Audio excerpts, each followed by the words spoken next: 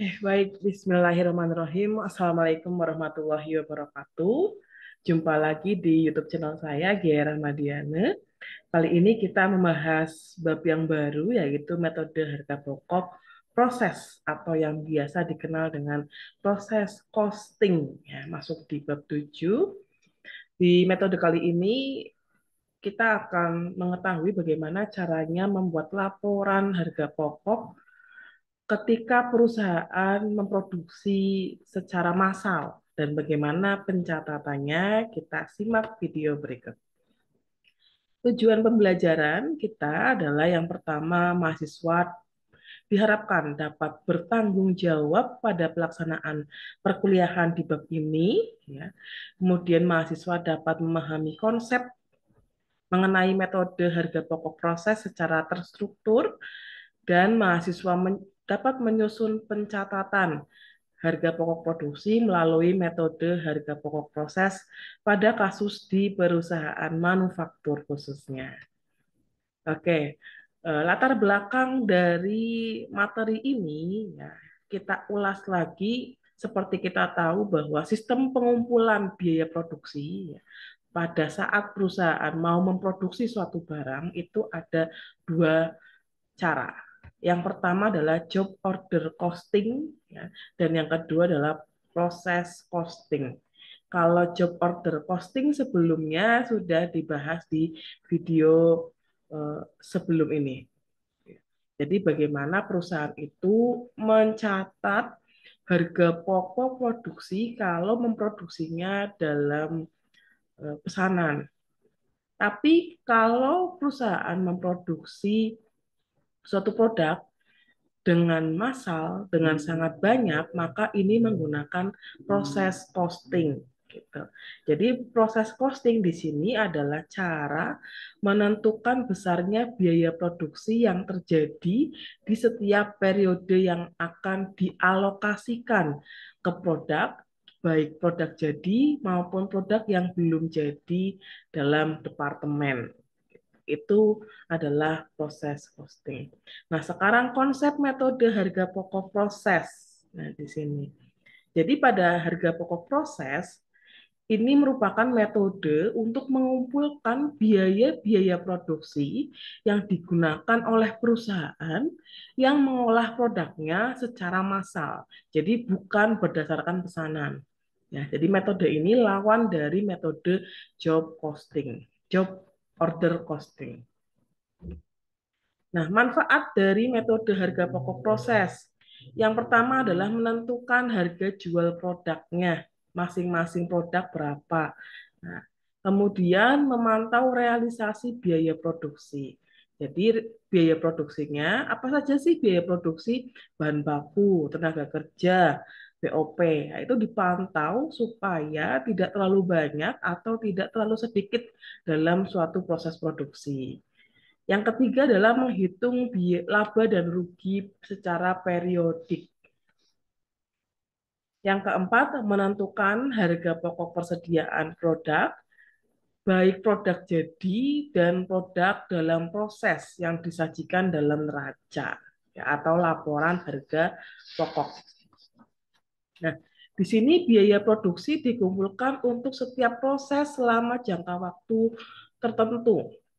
Nah, jadi biaya produksi persatuan dihitung dengan cara membagi total biaya produksi dalam periode akuntansi tertentu dengan jumlah satuan produk yang dihasilkan dari proses tersebut selama jangka waktu yang bersangkutan. Jadi pada metode harga pokok proses nanti akan diketahui berapa sih biaya produksi per satuan unitnya. Nah, itu bisa diketahui. Nah, cara mengetahui biaya produksi per unit mudah. Jadi pembagian antara jumlah biaya produksi dibagi dengan total satuan produk yang dihasilkan. Nah, di sini ada karakteristik dari perusahaan yang berproduksi secara massal. Jadi perusahaan yang bisa menggunakan metode harga pokok proses. Di sini yang pertama adalah tujuan produksinya adalah untuk mengisi persediaan di gudang. di mana proses produksi dilakukan terus-menerus. Jadi kalau ada perusahaan yang tujuannya adalah mengisi gudang, jadi setelah ada proses produksi, dimasukkan ke gudang dulu, baru didistribusikan, itu adalah perusahaan yang memproduksi secara massal, atau bisa menggunakan metode harga pokok proses. Atau dilakukan secara terus-menerus, sama terus, ya produknya sama. Yang kedua, produk yang dihasilkan merupakan produk standar. Ya, jadi tidak bisa pesan, ya, semuanya sama, warnanya sama, ataupun beda, itu akan diproduksi secara massal, biru secara massal, merah secara massal. Yang ketiga adalah produk yang dihasilkan dari bulan ke bulan adalah produk yang sama. Ya, beda lawan kata dari pesanan. Selanjutnya, syarat utama perusahaan menggunakan metode harga pokok proses. Nah, ini syaratnya. Yang pertama, perusahaan memproduksi hanya satu jenis barang atau jasa yang mempunyai spesifikasi yang sama. Yang kedua, manajemen perusahaan yang memproduksi lebih dari satu jenis barang atau jasa dapat menerima asumsi atau anggapan bahwa barang atau jasa yang sesungguhnya berspesifik berbeda dianggap sama. Jadi walaupun agak berbeda sedikit, tapi dianggap sama seperti itu ya. Misalkan satu jenis, ya, hanya beda warna. Gitu.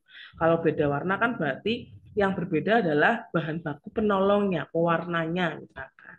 Jadi spesifikasinya lebih banyak yang sama dibandingkan yang beda.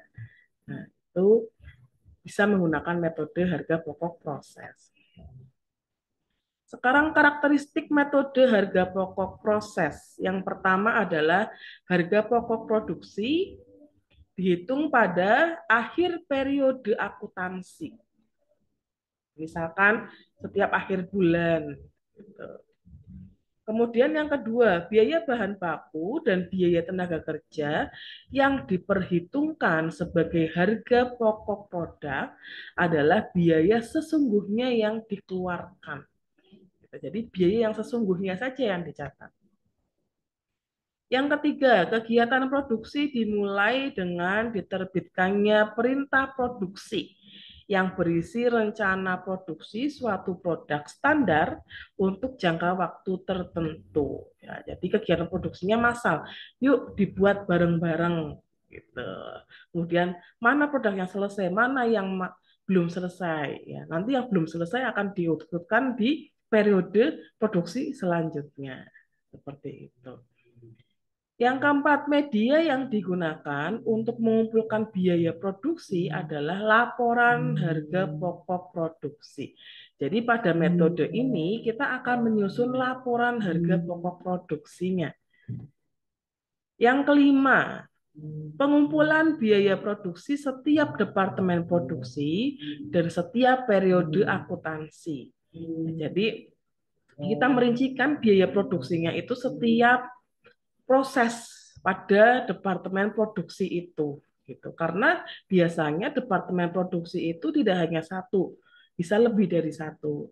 Misalkan di garmen ada departemen pemotongan sendiri, pemotongan baju sendiri, ada bagian jahit sendiri, ada bagian obras sendiri, ya itu per departemen produksi.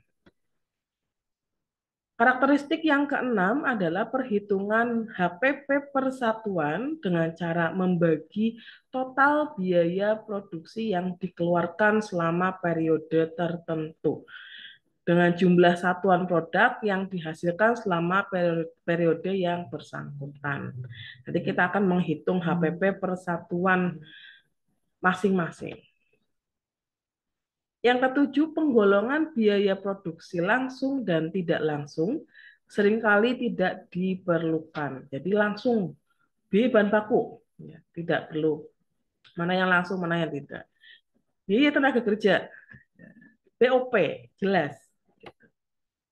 Dan yang kedelapan adalah elemen yang digolongkan dalam BOP terdiri dari biaya produksi selain biaya bahan baku dan biaya bahan penolong serta biaya tenaga kerja, baik yang langsung maupun tidak langsung. Jadi BOP dibebankan berdasarkan biaya yang sesungguhnya terjadi. Itu karakteristik dari metode harga pokok proses. Nah, sekarang di sini kita bisa lihat perbedaan metode pesanan dengan proses.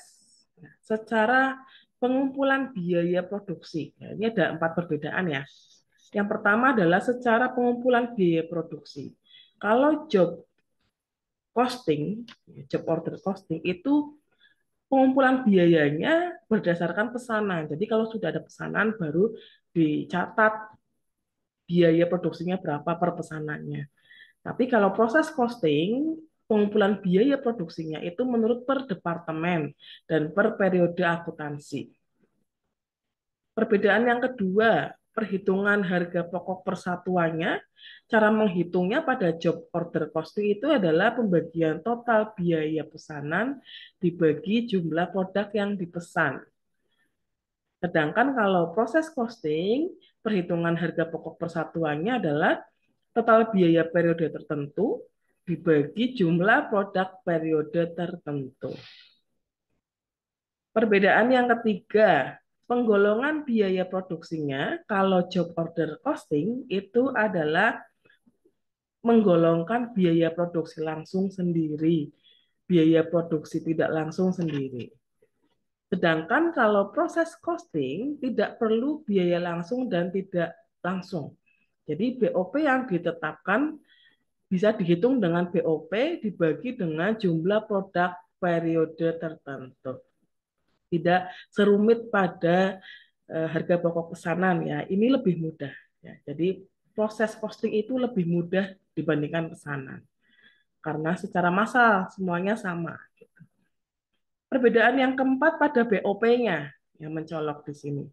Jadi kalau job order costing, BOP-nya terdiri dari biaya penolong, BTK tidak langsung, biaya produksi lainnya, biaya dibayar di muka, dan lain sebagainya. Jadi jenisnya banyak. Tapi kalau BOP pada proses costing, jadi BOP itu selain biaya bahan baku langsung dan biaya tenaga kerja langsung, dibebankan biaya sesungguhnya pada periode akuntansi yang dicatat pada masing-masing departemen. Jadi itu perbedaan job order costing dan proses costing. Nah, kalau dilihat di sini perbedaannya ya, job order costing, pertama biaya produksinya, BBB, BTK, BOP. Nah, kemudian tahu ada pesanannya, pesanan 1, pesanan 2, pesanan 3. Diproses, kemudian barang jadi terlihat jelas HPP-nya. Kalau proses costing, ya, bedanya di sini, di prosesnya. Ya, pertama, biaya produksinya, apa saja BBB, BTK, BOP, ini biaya produksinya.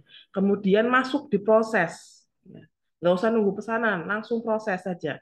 Proses A, proses B, proses C. Ya, ini adalah departemen, misalkan. Departemen 1, departemen 2, departemen 3. Kemudian produk jadi, tentukan HPP masing-masing. Gitu. Ini perbedaannya ya. Mudah ya. Selanjutnya, nah ini alur akuntansi proses costing. Alur dan jurnal alur biayanya. Kalau dilihat dari alur buku besarnya, di sini ada beberapa transaksi yang bisa dijurnalkan. Misal pembelian bahan baku, ya.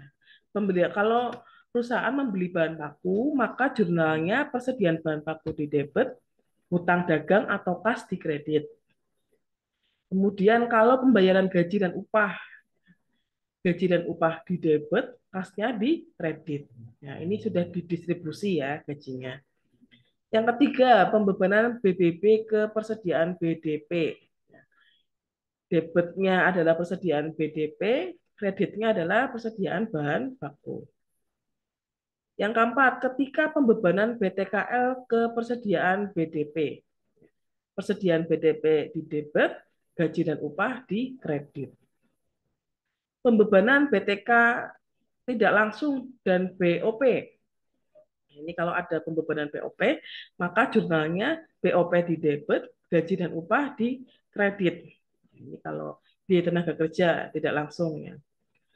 Yang keenam, jika ada pembebanan berbagai jenis biaya produksi, ya, misalkan biaya pembantu, biaya karena berlalunya waktu ke BOP, jurnalnya bagaimana? BOP di debit, sedangkan kreditnya adalah biaya-biaya itu tadi yang disebutkan. Entah itu biaya pembantu, biaya listrik, depresiasi, dan lain sebagainya. Yang ketujuh, ketika pembebanan BOP ke persediaan BDP, maka yang didebit adalah persediaan BDP, yang dikredit adalah BOP.